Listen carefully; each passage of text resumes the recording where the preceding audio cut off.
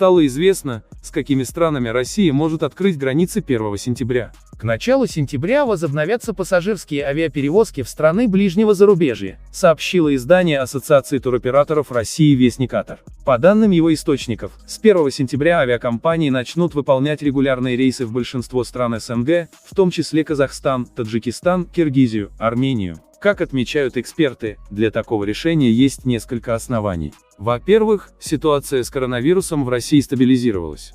Кроме того, в сентябре в стране планируют запустить в промышленное производство вакцину от COVID-19. Эпидемиологическая обстановка улучшилась и в странах Содружества. К тому же они намерены покупать российскую вакцину, что также поможет восстановлению гуманитарных и деловых связей с Россией. В то же время пока неизвестно, когда для туристов откроется российско-белорусская граница. Отмечается, что авиакомпания Белавиа продлила отмену рейсов в Россию до 21 августа.